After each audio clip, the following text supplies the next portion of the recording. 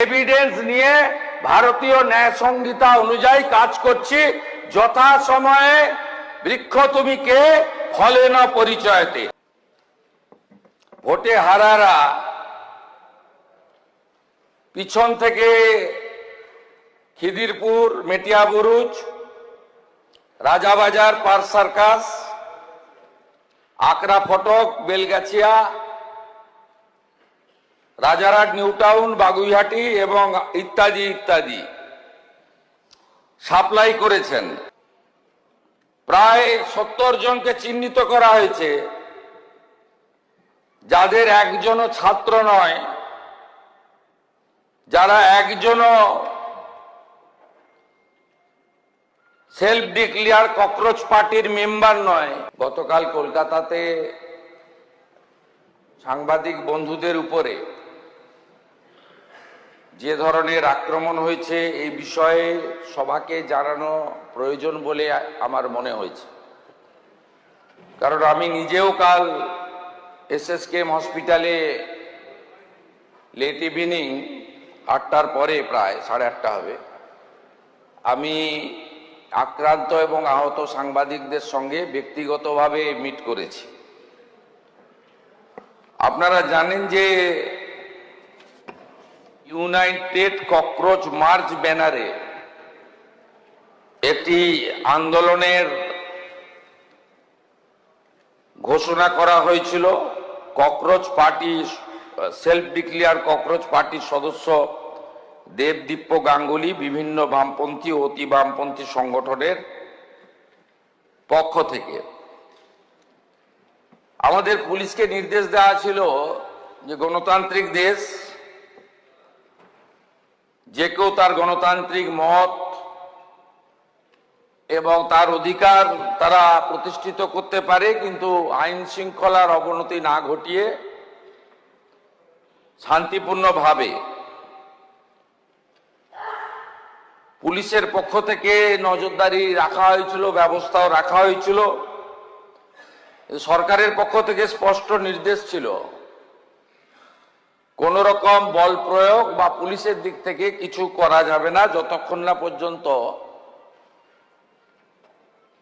সমবেত আন্দোলনকারী বা মিছিলকারীরা নিয়ন্ত্রণের বাইরে না চলে যায়।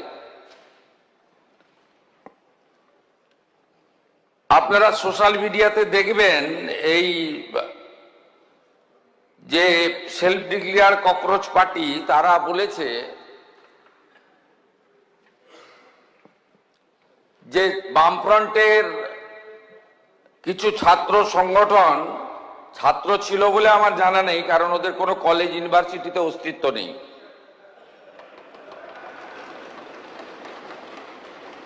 তারা এই কর্মসূচিতে ঢুকে পড়ে। এরা হলো SFI, DYSA, AIDSO, AISA, AISF, AISB, PSU, RS ইত্যাদি ইত্যাদি। এই মিছিল শান্তিপূর্ণভাবে এগোচ্ছিল। মিছিলে পুলিশের যা হিসাব, ক্রাউড ছিল 9000। তার মধ্যে কলকাতা এবং পার্শ্ববর্তী এলাকা থেকে ভোটে হারারা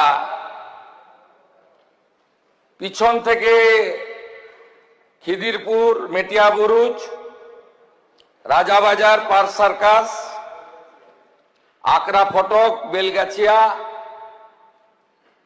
রাজারহাট, নিউ টাউন, বাগুইহাটি এবং ইত্যাদি ইত্যাদি সাপ্লাই করেছেন। পুলিশ পুরোটাই সংযত ছিল, টিভি মিডিয়া সবাই দেখেছে। পরবর্তীকালে যখন ডোরিনা ক্রসিং এ আসে, প্রথমে জুতো এবং বোতল দিয়ে শুরু করে, তারপরে টার্গেট করে সাংবাদিকদের। কারণ অনেক চেষ্টা করার পরেও পুলিশ ওদের পাতা ফাঁদে পা দেয়নি, আমাদের নির্দেশও তাই ছিল। ওরা চেয়েছিল পুলিশ লাঠি চালাক, গ্যাস ফাটাক, বল প্রয়োগ করুক এবং তারপরে নাটকটা একটু জোরদার চলুক। সে সুযোগ পুলিশ দেয়নি। আমি কলকাতা পুলিশকে এবং যারা ডিউটি দিচ্ছিলেন তাদেরকে ধন্যবাদ জানাই।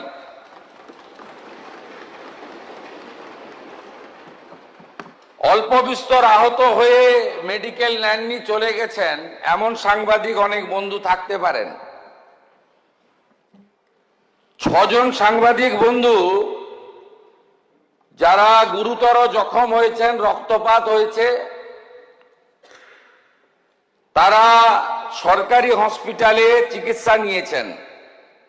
দীপঙ্কর দাশগুপ্ত, মাখন পাত্র, সুমন মহাপাত্র, রিক পুরকায়স্থ, শিলাদিত্য কর, কৃষ্ণেন্দু মজুমদার। ইতিমধ্যে সাংবাদিক বন্ধুদের কাছ থেকে আমরা লিখিত অভিযোগ পেয়েছি। মোট 6টি মামলা রুজু করা হয়েছে এবং এই মামলাগুলিতে এই বিধানসভা থেকে পাস হওয়া গুন্ডা দমন আইন যুক্ত করা হয়েছে।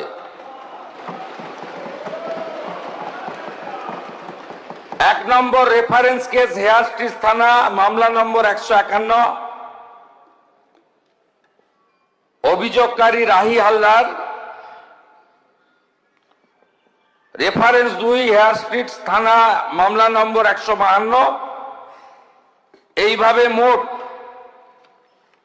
সুনির্দিষ্টভাবে 6টি মামলা দেওয়া হয়েছে। মোট 6 না 7টি মামলা, এন্টালি থানাতেও একটি মামলা হয়েছে।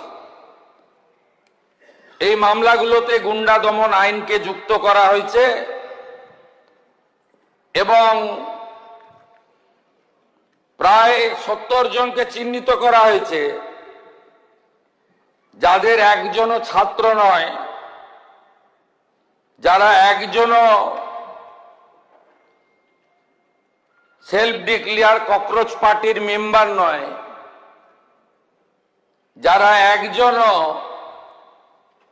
নিট সংক্রান্ত আন্দোলনকারীদের অংশ নয়। 4 জন কুখ্যাত লোকের নাম আমি এখানে বলছি, যাদেরকে আমরা ছাড়বো না। আরো বাকিগুলোর নাম তো আমি এখানে বলে সময় নষ্ট করব না। আফরোজ অফ রাজাবাগান,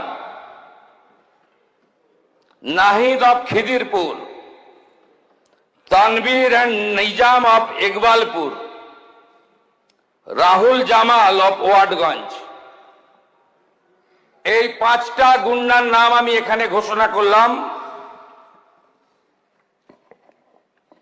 গুন্ডা দমন আইনে এমন ব্যবস্থা নেব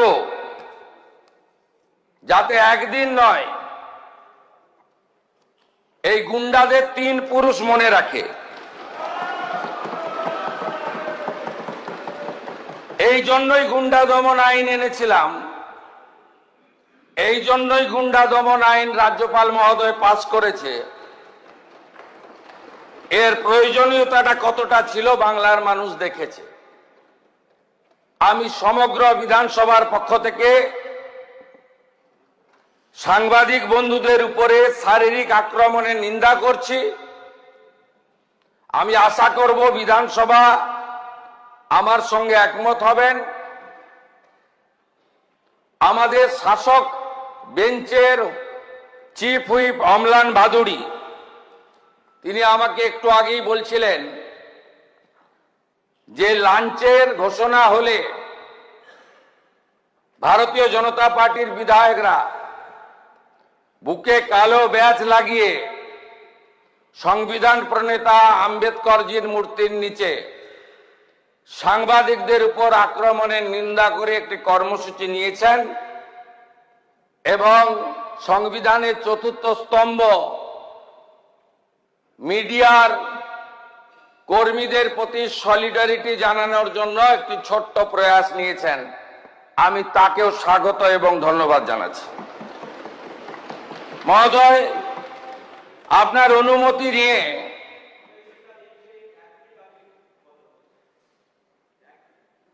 আমি বলার পরে আপনাকে বলতে হবে এসএফআই এই আক্রমণের সঙ্গে যুক্ত নন। আপনার নেত্রীরাই তো বলেছে কাঁদানে টিয়ার গ্যাস নিয়ে পুলিশ দাঁড়িয়ে আছে, সবাই একটা করে জলের বোতল নিয়ে আসবেন। আমাদের কাছে তো সোশ্যাল মিডিয়া আছে। আপনারা তো কর্মসূচির আগেই বলেছেন জলের বোতল আনতে। সেই জলের বোতলগুলো হাজারে হাজারে কিভাবে ছুঁড়ছিলেন লোক দেখেছে।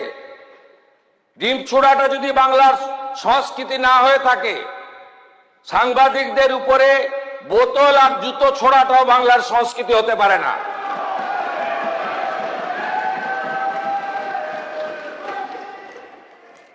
মহোদয়, একটি বড় স্ক্যাম সামনে এসেছে, ভাইপোর সেবাশ্রয় ক্যাম্পে স্ক্যাম। ইতিমধ্যে আমাদের বিষ্ণুপুর পিএসএ একাধিক কেস আমাদের ফাইল হয়েছে, এফআইআর। এই এফআইআর এর ভিত্তিতে আমি আপনার প্রথমে অনুমতি চাইছি। আমি মুখটা হেজি করে দিয়েছি, কিভাবে ক্ষতি করেছে দেখুন। এই ছবিগুলো দেখুন। এই চিটিংবাজটা দেখুন, বাচ্চাটার হাত গেছে। দেখুন,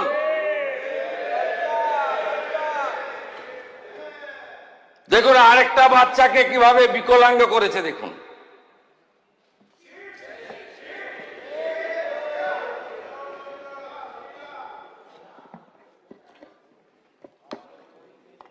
এই দিদির পাটা গেছে দেখুন।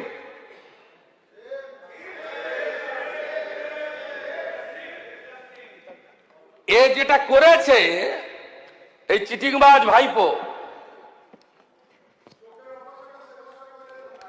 আল্ট্রাসোনোগ্রাফি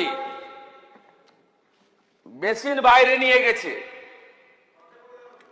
এক্সরে মেশিন বাইরে নিয়ে গেছে, সরকারি হসপিটালের ডাক্তারদের বাইরে নিয়ে গেছে, মেডিকেল কলেজের স্টুডেন্ট মুখ্যমন্ত্রীকে চিঠি দিয়েছে। মেডিকেল কলেজের স্টুডেন্ট ডাক্তার হতে পারে, চিকিৎসা করতে পারে? তো একবার ঢুকলে বেরোবে না, এ তো খুনের মামলা। একে কেউ বাঁচাতে পারবে না। এই চিটিংবাজ ভাইপোকে কেউ বাঁচাতে পারবে না। আগে তো সবকে তুলবো। সব আল্ট্রাসোনোগ্রাফি মেশিন সিজ হয়েছে, সব এক্সরে মেশিন সিজ হয়েছে। দিলীপ মন্ডল তার গোডাউন থেকে এই সকল সেবাশ্রয় 25-এ ওষুধ সিজ হয়েছে, যেটা 21 সালের ওষুধ, এক্সপায়ারি ওষুধ দিয়েছে পেশেন্টদেরকে। গতকাল আমি একটি চিঠি পেয়েছি অধ্যক্ষ মহোদয়, মাননীয় মুখ্যমন্ত্রী পশ্চিমবঙ্গ সরকার মহাশয়, বিনীত নিবেদন এই যে আমি ডাক্তার রাজীব বিশ্বাস diamond Harbour medical college radiology বিভাগে আরম্ভ চিকিৎসক হিসেবে নিযুক্ত ছিলাম। একজন জুনিয়র চিকিৎসক হিসেবে অভয়া আন্দোলনের সঙ্গে যুক্ত ছিলাম। অভয়া পরবর্তী সময় স্থানীয় নেতাদের প্রচ্ছন্ন মদতে কলেজের প্রিন্সিপাল স্যার এবং কিছু ছাত্রদের ঝামেলার ফলে আন্দোলনে থাকার জন্য হেনস্থার ভয় দিন কাটতে থাকে। আমতলা অডিটোরিয়ামে সেবাশ্রয় নিয়ে জানতে পারি সেই ক্যাম্পে ডিউটি করতে বলা হয়। একজন জুনিয়র চিকিৎসক হিসেবে নিজের সুরক্ষার কথা ভেবে আমি ডিউটি করি। পরবর্তীতে এসডিওর মাঠে মডেল ক্যাম্প ইউএসজি বিভাগ ডিউটি করার জন্য শামীম আহমেদ আমায় ডেকে পাঠান। হাসপাতালে ডিউটির অবসর সময়ে কিছু কিছু দিনে বাকি আর জুনিয়র চিকিৎসকদের মতো আমি শুধু ডিউটি করি। সেবাশ্রী 2-এর সময় পড়াশোনা নিয়ে ব্যস্ত থাকার কারণে ন্যূনতম অংশগ্রহণ করি। আমি একজন জুনিয়র চিকিৎসক, আমায় ক্ষমা সুন্দর দৃষ্টিতে দেখবেন। আমার ভবিষ্যৎ সুরক্ষার্থে আপনার প্রতি আমার আবেদন। রাজীব বিশ্বাস। একাধিক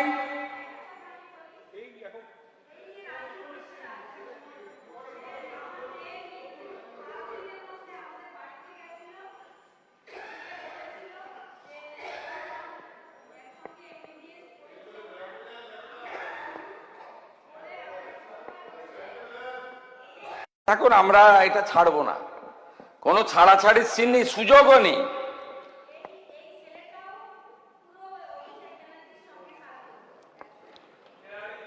আমাদের অ্যাকশন টেকেনের রিপোর্ট আপনাদের বলে দিই। আমি তো অনেকগুলো বিষয় বলেছি, ছবি দেখিয়েছি।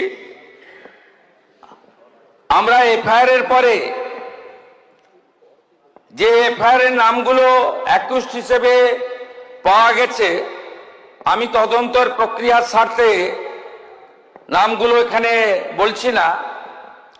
আমরা যে অ্যাকশন টেকেন নিয়েছি 7/7/2024, আমরা letter sent to honourable doctor Ajit Kumar Mohanty, secretary department of atomic energy, GOI।